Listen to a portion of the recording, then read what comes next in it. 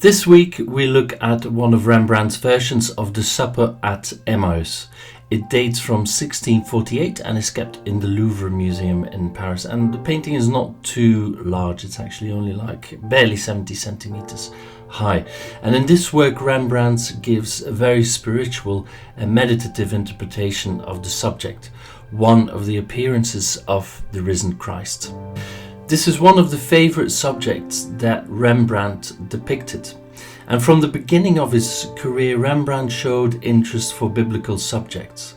And following the Reformation, local Dutch churches no longer actually provided artists with any commissions, as the Catholic Church did in all the other countries. And only a few miles south in Flanders, the commissions that the Catholic Church was ordering from artists was still very much flourishing. And we're showing here a few other versions of this, of the road to Emmaus, or even the supper at Emmaus. So Rembrandt did several versions, drawings where we can see Jesus walking around with the two disciples, and also Jesus sitting at the table, then being recognized by his two disciples. Of all these other versions, whether it's drawings or prints or oils on canvas or board, ours looks the most balanced, peaceful, and to some extent even divine.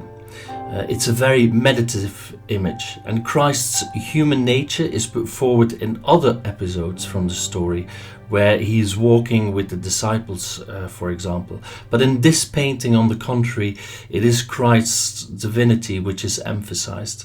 Christ's face, as you can see, is transfigured by light. He's placed against an arcade, which makes him look even more majestic. And the arcade in the background has been interpreted as a reference to the architecture of the very first Christian basilics and the catacombs.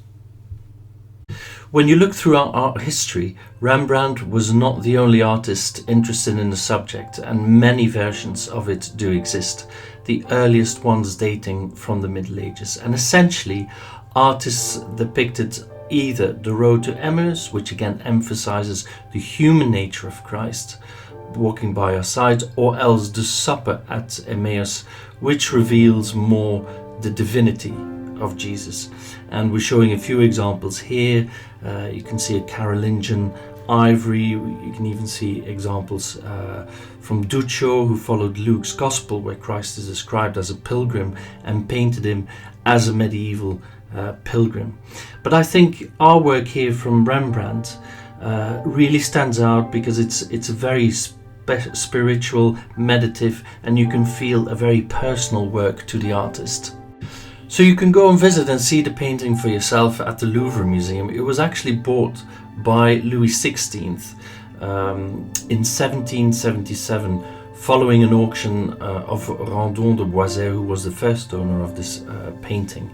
And then after the French Revolution, it became part of the French National Collections in 1789. So thank you very much for watching, and goodbye.